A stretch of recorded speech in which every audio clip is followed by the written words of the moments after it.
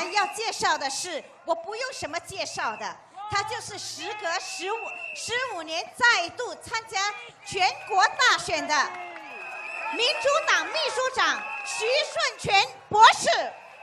Ladies and gentlemen, our next speaker addressed us for the first time in 15 years yesterday. Today he will be addressing you again. He was the one who spoke up for freedom, justice, and equality. Ladies and gentlemen, please welcome Dr. Chee Juan. SDP, Dr. Chee, SDP, Dr. Chee, SDP, Dr. Chee, SDP, Dr. Chee.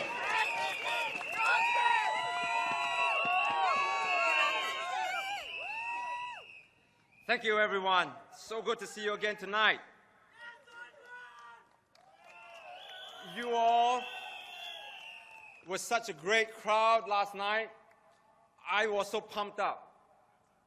Even when I went home, I was still so excited about what happened at Choa Chu Kang Stadium last night. When I laid down to sleep, I couldn't fall asleep. So I laid in bed, wide awake, and I thought, maybe I'll count sheep to help me go to sleep. But that didn't help because they were all in white too.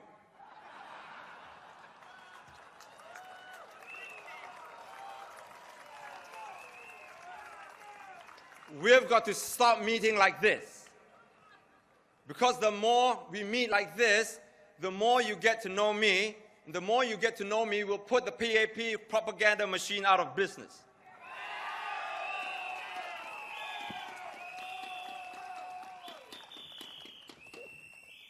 Now, yesterday, I talked about how our retirees do not save enough to live on.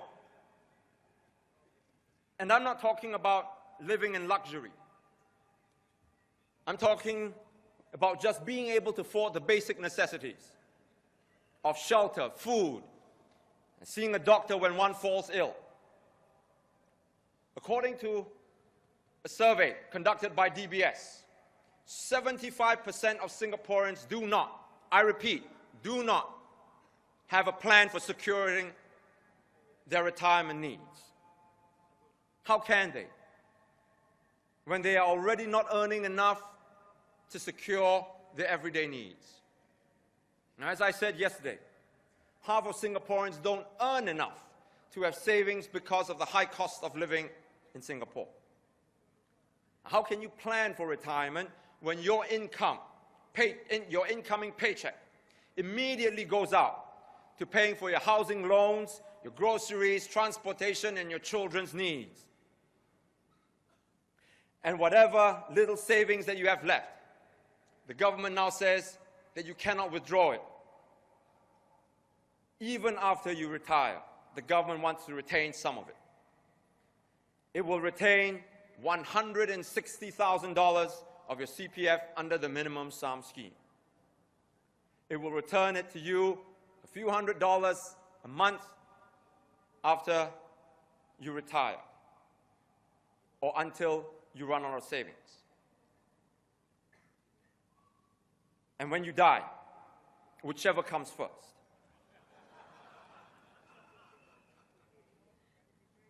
When the CPF scheme started in the 1950s, the government promised that it would return our CPF savings, which is our hard-earned money, will return to us when we reach 55.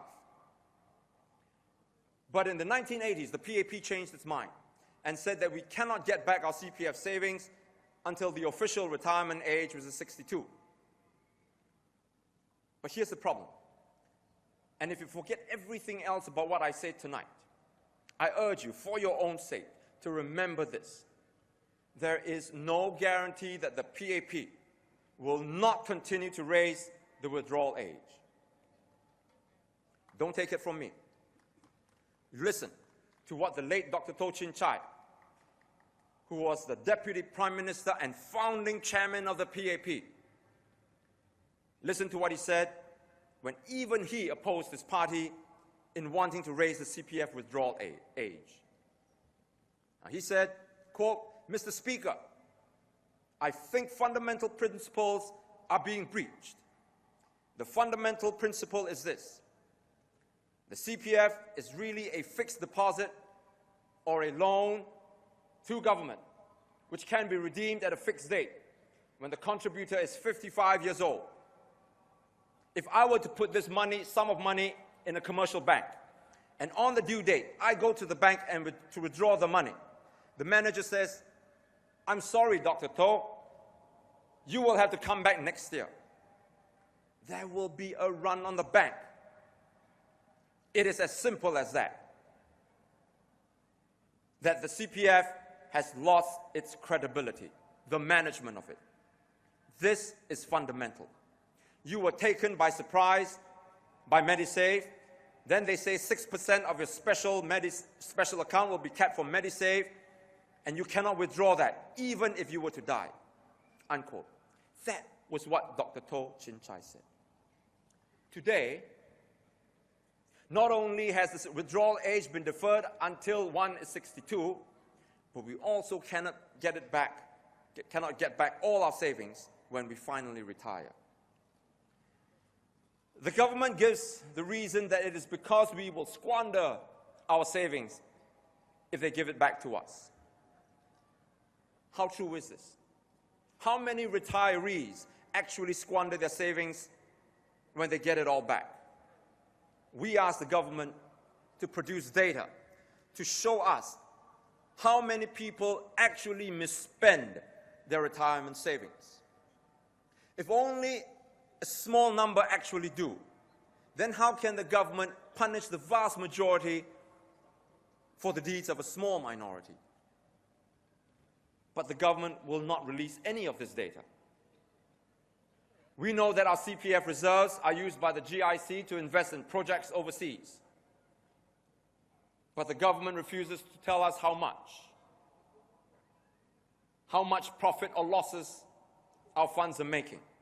We're not even sure that there are enough in the reserves to return to us. Is this the real reason for retaining our CPF? We tried warning Singaporeans that the government about this many years ago. Back then, the minimum sum scheme was only $40,000. But back then, there was no social media, and the PAP had total control over what information they wanted Singaporeans to know. And because there was no opposition in Parliament to check on the government, it kept on increasing the minimum sum, quadrupling the amount to $160,000 today. I tell you this, not to show you how smart the SDP is. I tell you this to show you that without an effective opposition in Parliament, you cannot check the government when it acts against your interest.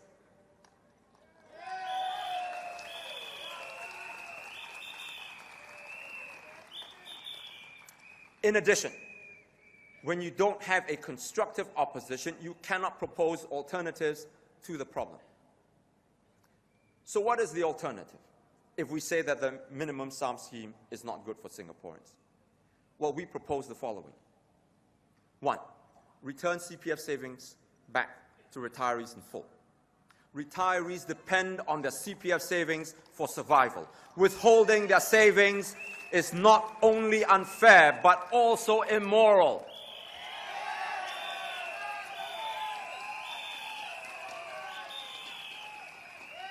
Two, introduce an opt-in scheme for minimum sum. Retirees who want their savings returned in installments can do so voluntarily through an opt-in scheme. 3, pay higher interest pay higher interest rates. CPF currently pays 2.5%. This should be adjusted upwards as the GIC says its ROI, return on investment, is higher. 4, remove land cost from HDB prices. This will reduce HDB BTO prices and it will mean less CPF funds being used to service HDB loans, leaving more savings for retirees.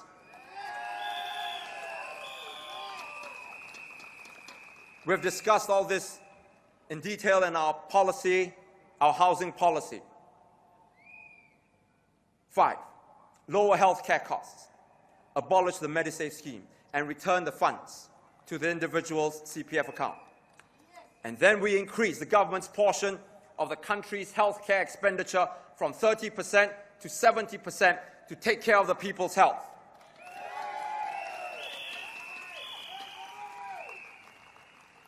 6, reduce public transport fares for senior citizens over 65 years. These senior citizens will have free bus and MRT rides during off-peak periods and 50% concession during peak periods. Taxi services will provide free transport for those over 80 years old for essential medical appointments.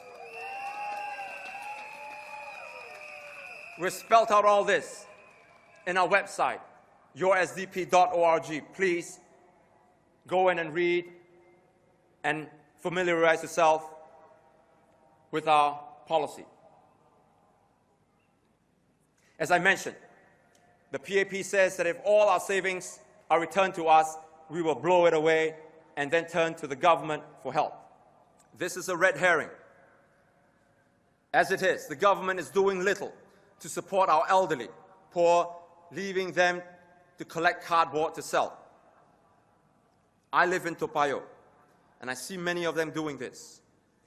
Late at night, when it's cooler, you can see these apes and ams piling up cardboard on carts and pushing them through the street.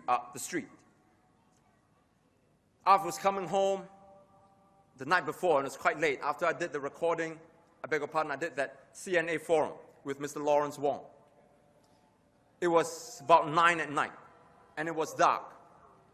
I almost hit an elderly lady in her 70s as she was pushing a cart. It was against traffic flow. She did it because she couldn't push the cart over the road divider. And the cardboard was piled so high, it was above her head, she couldn't see oncoming traffic. A few months ago, it was reported in the press that an old lady was killed when she was pinned under a bus as she was collecting cardboard. Do you know how much cardboard one has to sell to make enough to just buy 3 meals a day? The going rate is about 10 cents a kilo, right? To eat breakfast a day, let's say $2 for breakfast, a cup of coffee and kaya toast, $3 for lunch, and another $3 for dinner. That's $8. In other words, each has to sell 80 kilograms of cardboard a day just to feed themselves. I'm 65 kilos. Just imagine that. There are also many of our elderly cleaning tables at hawker centers or cleaning toilets at shopping centers and in the airport. Many of them do this back-breaking work for 6 to 8 hour shifts just to earn some money to feed themselves. What has happened to us? Where is our compassion? Why do our elderly have to clear tables and wash our toilets and collect cardboard just to live out their remaining years? I don't believe that we are such a nasty people. I refuse to accept that we can treat our elderly so indifferently, so callously. We are a good people, but we have been led astray. And we must find our way back, my friends. We must find our soul again. Because a people without a soul is a people who will not find life. Life in its most profound sense.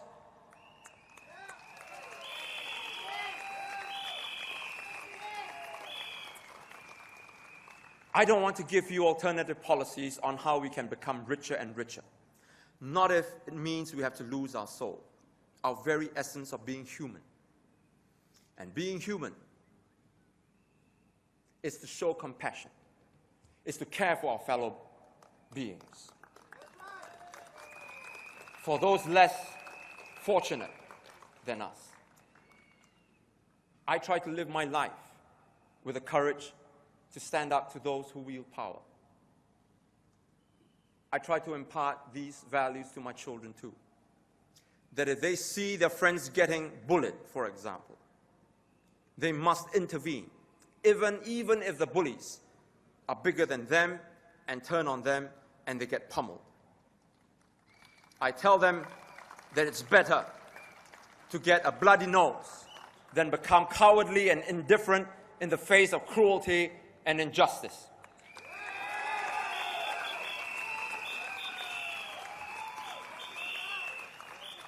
I live in a 3-room HDB flat in Toa Payoh. My neighbors are hawkers, lorry drivers, and odd job laborers. I couldn't have asked for a better neighborhood to bring up my children. I want to teach Ann Lin, Elin, and Shoha humility and compassion. I want them to learn about serving others instead of being served. I want them to be scholars, but not just in mathematics or science, but in caring for humanity. I want them to be leaders who possess power not to lord it over others, but to improve the lives of others. People ask me why I involve my children in my political work. I do it because I want them to learn about the hard work of standing up and speaking up. I want them to learn about integrity and character. These are life's lessons they'll not learn in the classroom, but lessons infinitely more important.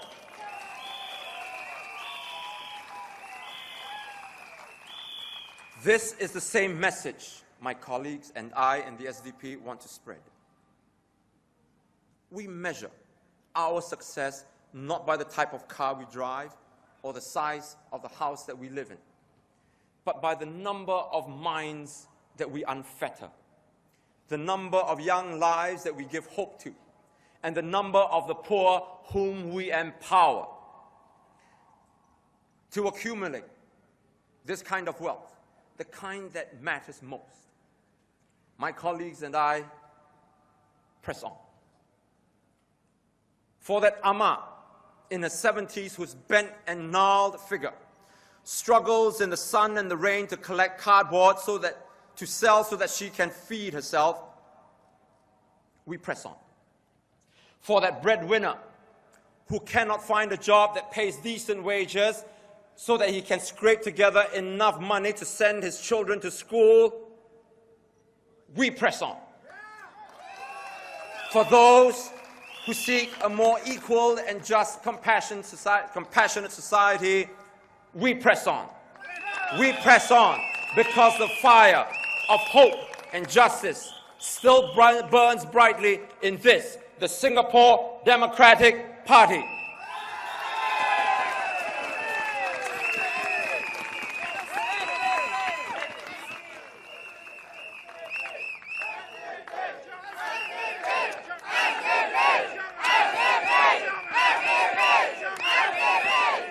My friends,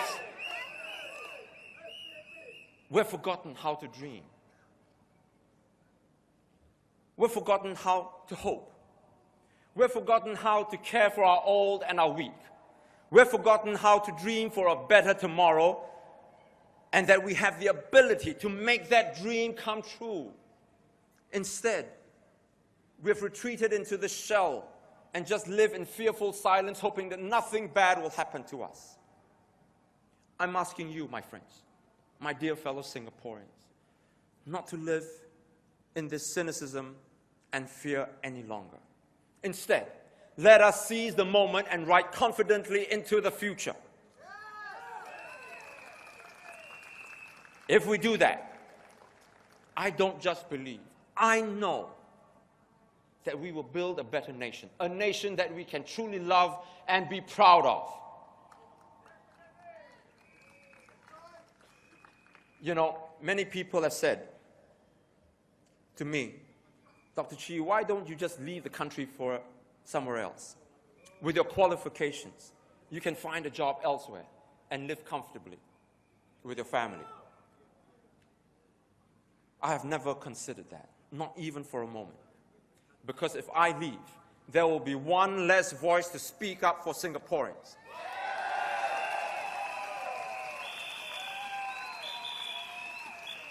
If I leave, there will be one less citizen to fight for democracy. If I leave, the PAP wins. And if the PAP wins, the people lose.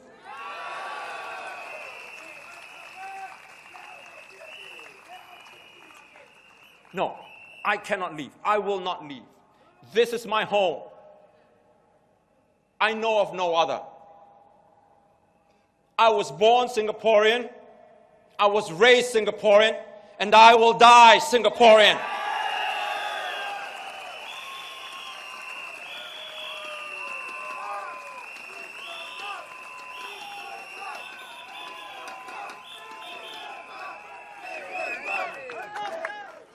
I may not have done everything right, but everything I've done in the last 24 years, 5 years, I've done it for my country and for my fellow citizens.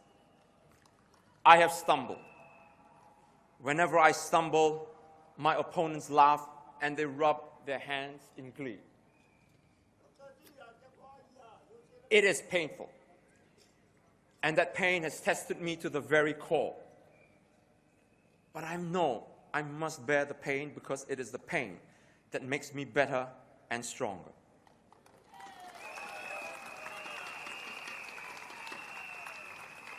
Earlier this year, Mr. Chan Chun Sing called me a political failure. But I tell him that even though we may not succeed in achieving the goals that we set out to achieve, it doesn't mean that we have failed. For failure comes only when we stop trying. And if you don't know by now, if you don't know me by now, I will tell you again, I will not stop trying.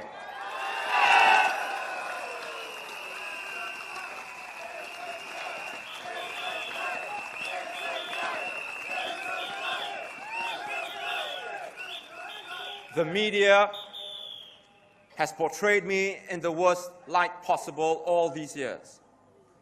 And it has taken its toll. Many Singaporeans still have bought this line. They still have this impression of me that the PAP has created. I know that many Singaporeans still think very badly of me. But I will not tell them that I am not the creature that the PAP has painted of me, because even if I do, they'll not believe me. I can only show you, demonstrate to you, through my actions, through my perseverance, through my faith, the injustice the PAP has done to me and my family. This, right here, right now, this is me.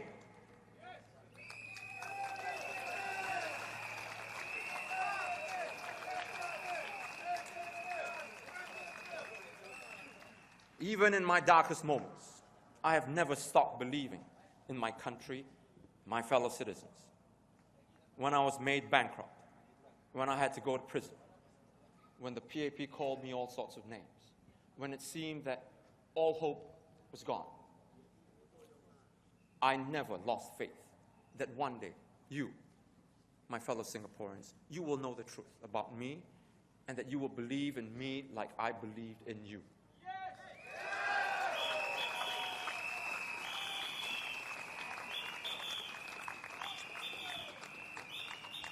I came into politics 25 years ago to change minds, not just votes. I've said it before and I will say it again. Our biggest struggle is not against the PAP. It is against what the PAP has done to our minds. If we change minds, we can change the way politics is conducted in Singapore. One where the PAP doesn't just make personal attacks, but rather engages in mature debate. One where we come together to solve the problems of our country and make a difference in the lives of our people. That will always remain the goal of my political life.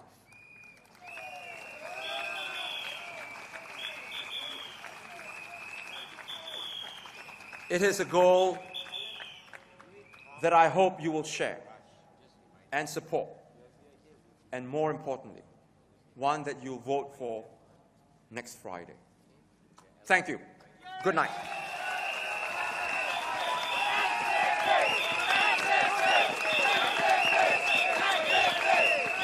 Thank you, Dr. Chee Juan. 谢谢徐春全博士。今晚的群众大会到此结束。不过在结束之前，我想宣布，明天我们的群众大会将会是在联邦地铁站旁边的一块空地。Ladies and gentlemen, we would like to invite all our candidates up on stage to take a bow. Please give them your biggest support. SDP, SDP, SDP, SDP, SDP, SDP, SDP. Thank you, the people of Bukit Panjang. We greatly appreciate your support. And tomorrow we have a rally at Commonwealth, right next to Commonwealth MRT. So we will see you tomorrow at Commonwealth. And remember, to the people of Bukit Panjang, vote for the party that will empower you. Vote for the party that will be your voice in Parliament. Vote for the SDP. Thank you and good night.